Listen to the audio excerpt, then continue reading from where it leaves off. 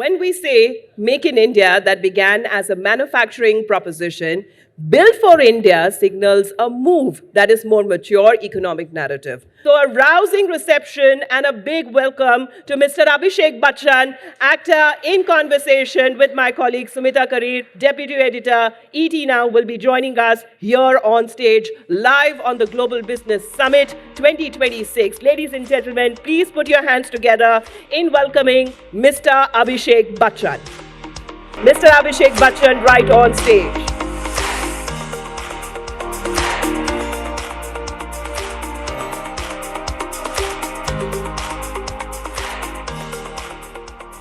Welcome, Mr. Bachchan. Thank you. Sumita, the floor is yours. All right. Thank you, Amita, and a very, very warm welcome to you, Abhishek. Please take your seat. Ladies and gentlemen, we are expecting a lot from this session, and it's a little shift away from all that we've discussed during the day today, and of course yesterday about geopolitical disruptions, geoeconomic disruptions, and how resilient businesses need to be built. So I was telling Abhishek, I'm a policy journalist. I cover technology, trade policy. The whole responsibility of making this session interesting lies on him. No pressure. Right? Yeah. We're here to disprove the famous belief that actors really aren't known about anything else apart from acting. We can discuss Brazilian trade deals I'm good and with that. I'm good with that. tariffs and stuff if you wish. Really? Yeah, we can. So let's start with that then. Go for it. What do you make of what's I don't happening? take responsibility for my answers, but we're good at just reading off a script, so. So how are you really reading? I read the Eco Times every morning, so whatever I regurgitate is reported by them, so. All right, great. That's a great endorsement coming Just our to way. put it out there before, I cannot be held liable for anything I say. Please speak to Economic Times directly. Right. But your look is great. It's very different from what we've seen in the past. What is it about? My look? I'm sure the whole audience must be also thinking I'm about just that. flattered that you noticed that I've changed my look, but thank you. Yes, I'm currently shooting of my new film, which is called King. So, yeah, this is what it is. Do you want to talk more about that? No. Wonderful. There are contracts in place, NDAs, you get that. You know, we're really looking forward Until to a that. deal is not signed, sealed, and delivered and implemented, you can't really talk about it. So it's Right. similar in films. Pretty much like how trade deals also happen. That's exactly right? what I said, yeah. We've digged the ministry for more information on what's happening in the deal, what are the negotiations, right? So that's exactly the answer that they give us. It's very similar. Yeah. In fact, it's probably more tougher in the film industry. Yeah. Well, I agree, but let's start We then. don't have policy journalists like yourself who are, good at their job and investigating and finding out what's going on. But, well, I'm not able to elicit anything. See, I'm just good at hiding You're very stuff. good with your job Yeah. then, right? All right, Abhishek, a very warm welcome to you Thank you. once again.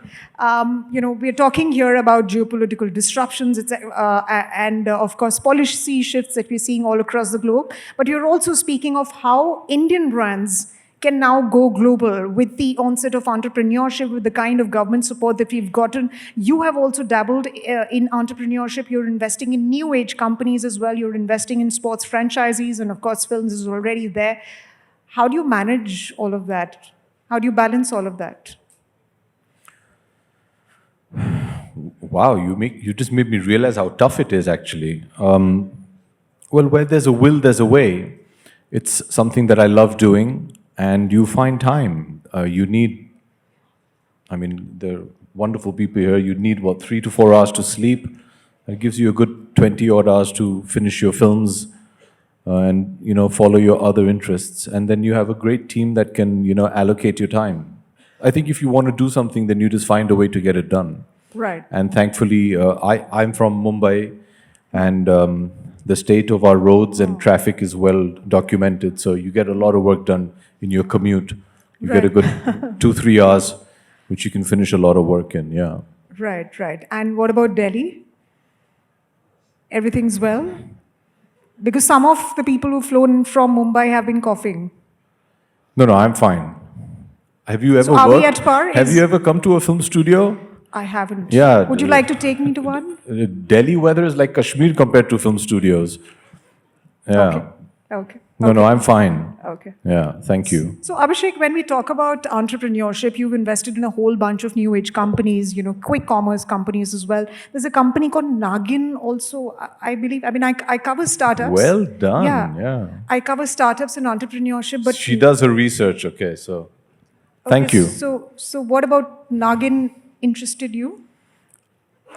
What about Nagin interested me? Nagin is a hot sauce, which is an Indian hot sauce, which came across my table by chance. I tasted it, I loved it. I used it a lot, and then I read the label. I contacted the people behind it. I said, guys, I love your product. Can I get involved?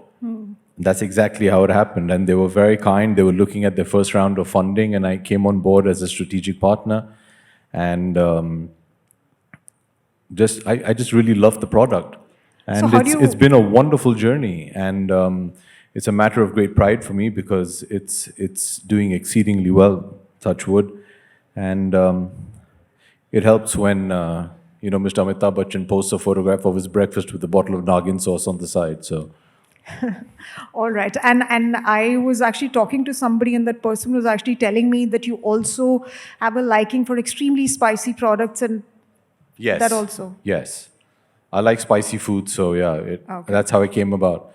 A lot of my investing, I think I figured out that a lot of the products that interest me predominantly have something to do with the fact of whether I use them or not. Okay. And that's generally been the starting point for me. Okay. I think that's the kind of person I am. Even if I have to endorse something, I'm not very comfortable being. I understand as a film actor that it comes part and parcel with your job that you're a brand endorser. You go out there, you sell products. You leverage your celebrity to whatever degree. For me, I find it very uncomfortable and unnatural and almost deceitful if I don't actually use the product. So for me, my first criteria, if there was a proposal that came for me to be a brand ambassador, was, will I use the product if I don't already? 25 years, I still wear an Omega watch. When I used to work with Ford, which I loved working with, I used to drive a Ford car. I still have an Idea mobile number. I still use a Motorola phone. I use Amex as my credit card. These are all products that I've had wonderful collaborations with. So for me, it has to be that. I feel it'll be dishonest of me to try and sell a product if I don't use it myself. That's an incredible philosophy, ladies and gentlemen. A huge, huge, loud round of applause for Abhishek for that. And it's very responsible as well that you're walking the talk, and that is something that... I think that's very important, and I think that's something we need to maybe lay a bit more emphasis on. I think there's a lot of white noise out there today because it's just so much information. We live in the age of excess information. There's so much white noise. Things aren't really being curated in that sense. So why would somebody want to, if you're advertising a product, which I presume a lot of you do, what is setting you apart? What is differentiating you from your other people? It's what's your story. So as somebody who today is a seller, for example, what am I doing different that makes him believe that this is the product I should buy? What currency do I have that is going to help the consumer choose my product as opposed to something else? And I genuinely believe that authenticity of storytelling and authenticity of intent is something that goes a long way. If I genuinely believe that, okay, I use this product for this reason, and I have a certain equity with you, so to speak, that you might believe me or I stand for certain qualities, then I think you have to be very authentic towards that. So in any business or anything, you can't just say, oh, here's my car, it has 5 gears, it has power windows, it goes front, it goes back, it goes at this. I mean, all cars do that. What is it that's appealing to me as a consumer to want to purchase it? What is the story behind it that appeals to me? So I think in that, it makes it, we should pay more attention to it. We just can't generalize everything all the time. It's getting a bit tiresome. Absolutely. Authenticity goes a long way in sort of building brands that have a lasting legacy. And that is something that you're focusing on, Abhishek. But let me come back to the point about entrepreneurship. You're also investing in quick commerce companies, I believe. And correct me if I'm wrong, Swiggy and Zepto both, Yes. right? So what drew you to quick commerce, and are you a user of quick commerce? You use I quick ran out commerce of apps? Nagin sauce. I needed it. It was Okay. available, so I needed quick commerce to deliver it for dinner, and that's how it came about. All right, then. Very honestly, that's God's own truth. I love this one. Anybody from Mumbai over here? Show of hands. Lots of them. Okay. Maharashtra. Tasted misal pav. The world's best misal pav you get in Thane. It's called Mamledar misal. I eat it every day for breakfast, and it's on Swiggy. Mr. Pav, yes. You're right. So I called up Swiggy. I said, guys, you deliver to me every morning. How Can I often? invest Every in you? day. Every day. So yeah, At least once. yeah.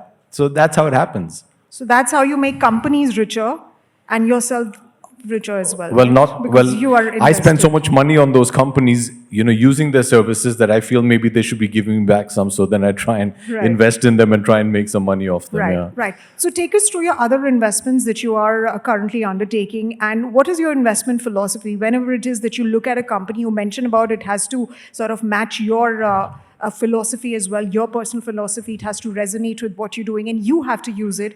But what other than that really sort of makes it happen for you? Especially when investing in companies. After several years of doing this, I think it started off as fun. All right, I was enjoying myself. The reason I started, my family office and starting investing is because very early in my career, I realized that having studied a little bit of business, that maybe the film industry isn't the most dependable source of income. We are completely dependent on external factors. Your life can change every Friday, for the better or for the worse. It's not... I wasn't comfortable having to do films because I needed to run the house, because then that kind of affects your creative choices. Very early in my career, I decided that I needed a parallel source of income through which I could lead my life and do films for the sake of creativity and art, and make films that I wanted to make and tell stories that I wanted to tell. So that's how I started. And when I first started, it was like, okay, what can I find that appeals to me? And it was a lot of fun, and I was enjoying myself. And okay, I like Nagin sauce. I use Swiggy to order my food. All that kind of stuff was very nice.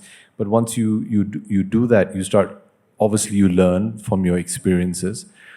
Currently, for me, the most important is if I do get the opportunity to sit across the table from some of these brilliant people, it's the person that I want to understand. What are they made of? How far are they willing to go? What are their beliefs? What are their capabilities? So I think currently my emphasis is more on the people behind the brand than just the brand. Yes, initially the product has to interest me, but then the people that run it and are going to run it on a day-to-day basis and make it hopefully into a success. And then can I contribute in any which way? Right. So Nagin sauce, quick commerce are two aspects, two sectors where you're investing. Which other sectors are of interest to you? I'll also speak a bit about, defense being one sector, which is attracting a lot of VC interest. There was a whole lot of, capex push in the recent budget as well. Deep tech segment. There was also a lot of focus on data centers and AI. Are any of these sectors of interest to you? And if you had to move away from the No. segments? No. Okay, no. So which AI scares me. scares you? Yeah, it should scare every actor. I mean, there's your competition right there. So I think in the creative field, AI is going to revolutionize a lot of stuff. But also, if not used responsibly and correctly, I think it can be very detrimental to people like me, which are actors. My personal opinion is, I think behind the scenes, it can be very beneficial. Animation, special effects, that kind of stuff. It's going to reduce a lot of working hours that we spend, hence your budgets, come down, which is great. From a creative perspective, I'm still on the fence about how AI can, I've seen certain products which are completely AI generated and they're wonderful, but I just feel somewhere there's no soul. And I think there's an imperfection to humanity, which is what we enjoy watching in film as well. And So it's not really about actors' jobs going away because of AI. no, it's a possibility. It's not By the clear. way, they still have AI anchors, right? So Yes. So maybe you should be worried more than me. we are totally. Yeah. Yeah. But I think there's going to be a lot of disruption in medical and legal, especially with AI. But as far as films and creative arts are concerned, I'm on the fence about whether it's going to be beneficial or not. So that, I mean, I don't have a complete grasp of the entire AI landscape, so I'm not comfortable in that yet. I love to learn about it. I'm reading up a lot about it. But all these sectors, I feel, are not stuff that have a day-to-day connect with me. So currently, I'm not interested in them. As most Indians, real estate is something that, yeah, my father always is a big believer in real estate. And I think there's that very old thought that zameen hai to sab theek hai, you know. So that partially is there. I used to invest a bit in gold, thank God. That's what I was coming up with. And then my wife's like, what about silver? But yeah. But what about capital markets? Yes. I prefer to let my bankers handle that because I think that's something which is just, it's a parallel universe to where I live, and it's so consuming and it's very interesting. But if you're not dedicated to it, like literally 18 hours a day, I think you're going to have a tough time trying to be successful in it. I love to make movies on them, but I leave that to my bankers. I mean, I enjoy it to a certain extent. But I think as it is being a film actor, you're already playing with enough risk. So I allocate a very small part of my budget to that. All right. So capital markets, check mark, gold check mark, property, of course, you said, and of course now startups as well. But Abhishek, talking about Make in India and making for the world, well, that's the Prime Minister's mission. India has been in mission mode, especially when it comes to manufacturing. Different sectors are also sort of gearing up to build for the world. What about the movie industry, and how do you really see that trajectory going? For example, if you see the Korean film industry, right? I mean, the Korean shows, etc., they have really taken the internet by storm. What exactly do you think the Indian film industry at this point needs to do to sort of, reach that level? We are already Nothing. being appreciated. Okay. Nothing. What does that mean? We're the biggest We're film already- industry in the yeah. world. Yeah. And I'm not saying this from arrogance, this is data.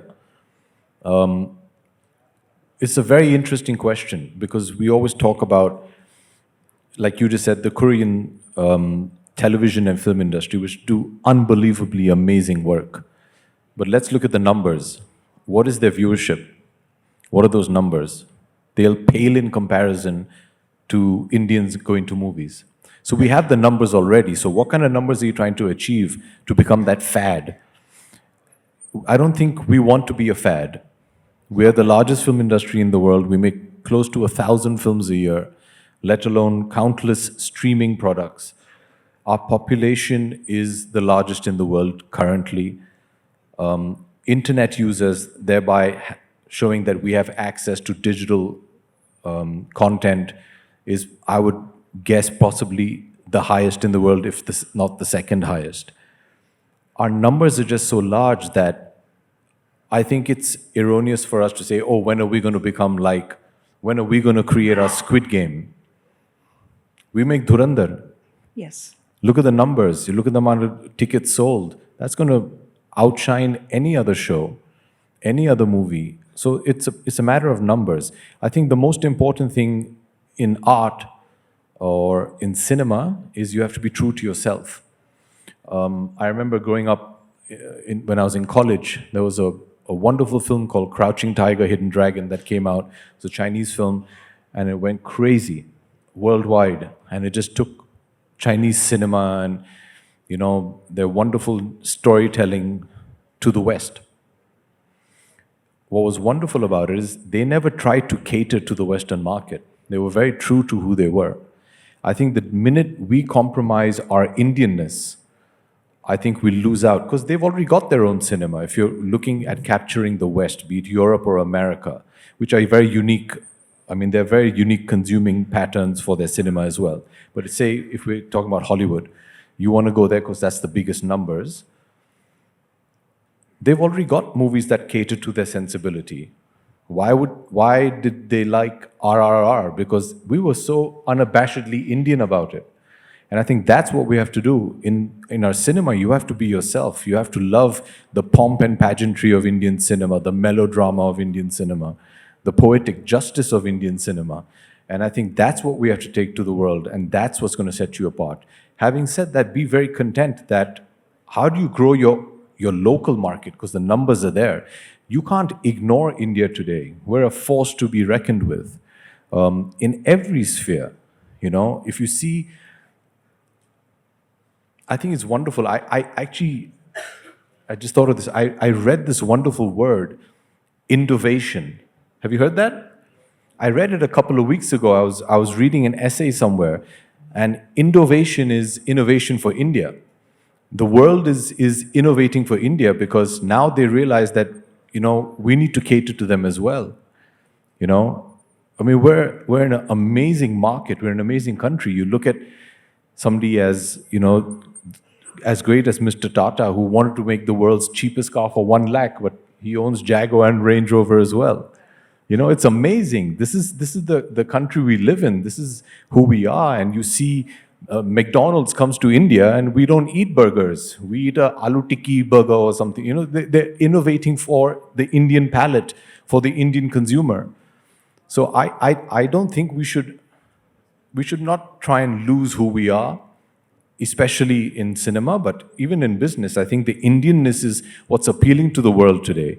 And let's not forget, 1 out of every 6, 7 people on earth is an Indian. So, I mean, those aren't bad odds, right, as a market?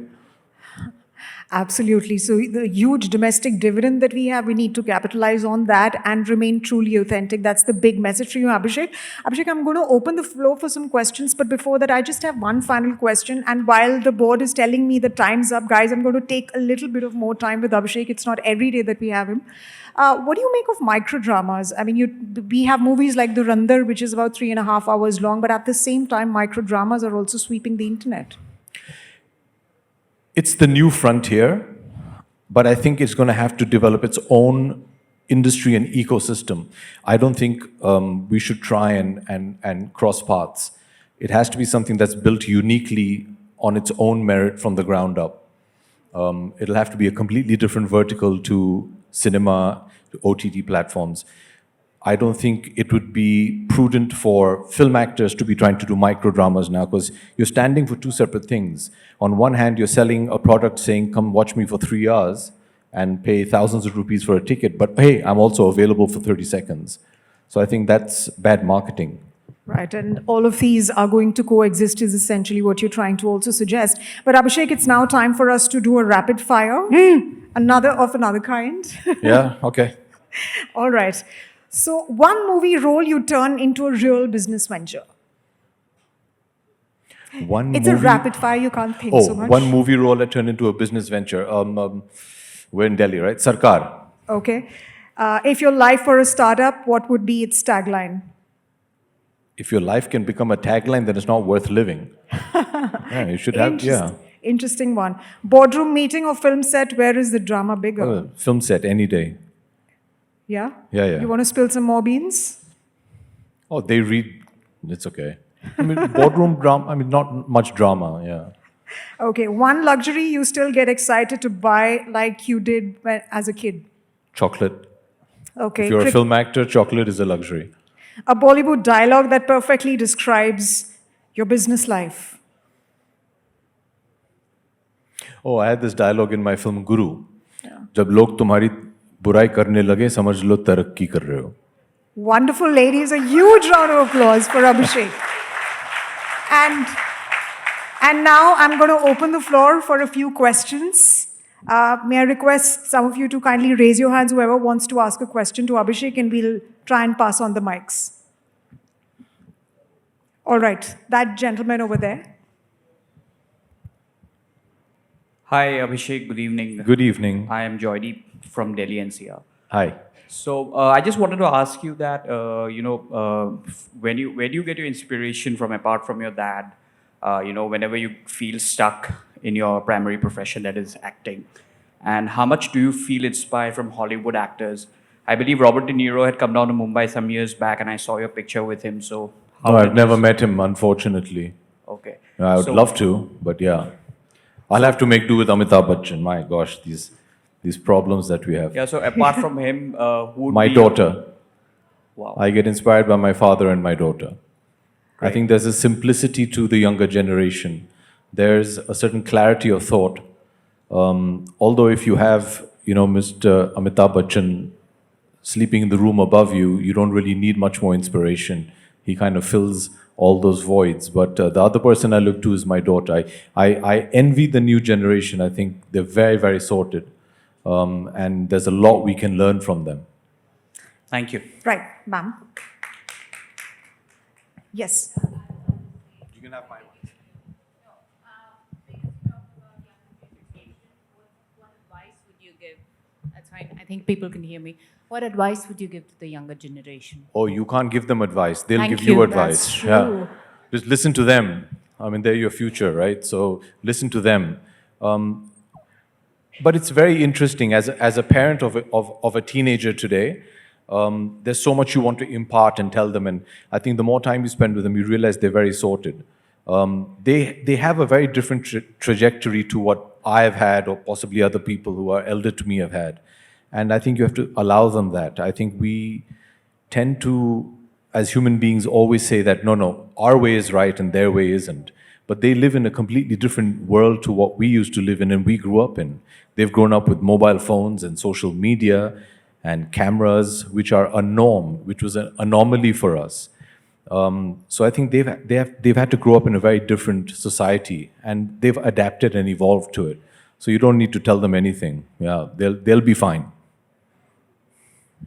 All right. Yes, you had a question. This is one final question, and then we have to close the session. Please take my mic. Yes, go ahead. Go ahead. Hello, sir. Good evening. Hi. So I wanted to understand, like, how do you evaluate risk when you are entering into new business opportunity? It could be investment or when you are going for a collaboration, especially if some startup or assembly level of an organization approaches you. Thank you. I try to keep it as simple as possible. And what I've learned in my 15, 20 years odd of investing in businesses is keep it as simple as possible. I think the more people you talk to, the more confused you're going to get. And a rule of thumb which I try and adhere to as often as possible, I haven't managed every time, but it's quite high up in my priority list, is if you can't afford it yourself, don't get into it. And I think that's the greatest assessment for risk for me. Can I afford it? Do I have those kind of funds that I can invest? If I don't, then the risk goes up exponentially. So if it's not part of my bank balance at that point in time, I probably will try and stay away from it. All right. Abhishek, there is one final question, Yes, and I please. assure you of that. I'm very happy to stay here. The next guest might not like it, but I'm very happy to carry on. Hi, talking. Abhishek. Hi. My question is a little bit different on that. Usually, all the actors, all those people over there, they come and become a producer or director on those kind of a setup. You started a new trend over there. The things are changing so fast. You become a kind of a owner of one organization which is playing over the kabaddi and all. Now we are talking about the business things and all. This is a new trend setting. We all saw the films are earlier like few crores, a few things, Silver Jubilee and all. Now the times are changed. How do you feel so these things are in a future generation over there, take it over there? Wow, that's a great question. I've never looked upon it like that. I'm sure there have been many of my predecessors who are wonderful business people as well, and they've all done wonderful work. For me, it's just what interested me. I'm very passionate about sport. Thank you for asking about my sports ventures. I've always played sport. I've always had this dream to want to contribute to Indian sport in some manner. My sporting journey started with Kabaddi and the Pro Kabaddi League, in which I owned the Jaipur Pink Panthers. Then came football. I grew up in a British boarding school, so football was part of life. And I co-own Chennai NFC, which plays out of Chennai in the Indian Super League. We then invested in a new kind of cricket league called ISPL, which is the Indian Street Premier League, which is gully cricket with tennis balls. This is our third season. And later this year in August, we launched the ETPL, which is the European T20 Premier League, which I am one of the founders of. So enough of running a team that's too much stress. So now we've bringing T20 cricket to Europe, and it's owned by 4 Indians. And I think that's just wonderful. So make in India and take it back to them, yeah. So I really enjoy it. It's something that I loved doing. I love making films. I'm looking forward to flying back to Mumbai tomorrow morning, heading straight onto set. I love it. That's my happy place. But I also enjoy sports. I enjoy my investments. I'm very impatient.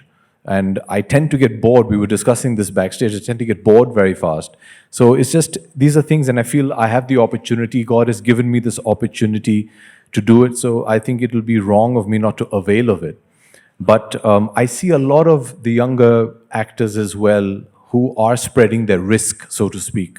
They're not depending entirely on being an actor. They're very happy producing films, developing films, doing other businesses. And I think there's a renewed confidence in young India today, where we don't feel like we should just stay in one lane. And I love that. I think that's so exciting. So I think you'll see a lot more of that going forward. All right. Thank you, buddy. Give my regards to your dad. I will. Thank you. All right. Haji.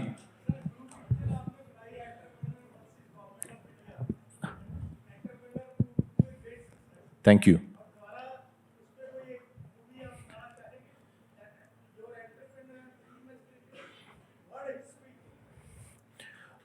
गुरु के बारे में sir वो तो 2007 में बना दी थी हम लोग ने अभी उसका अभी गुरु is not the kind of film Would that you like to make a movie on your entrepreneurial journey? no I'd rather somebody else make it yeah ji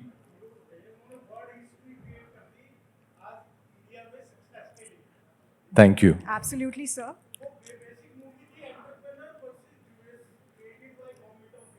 No, नहीं मैं ऐसे नहीं देखता हूँ मैं उसे देखता हूँ गुरु picture was the Triumph of the human spirit उसमें गुरुकांत देसाई का एक डायलॉग है वो बोलते हैं मुझे ना शब्द सुनाई नहीं देता है that for me that is what the movie stood for you know the unrelenting spirit of an entrepreneur.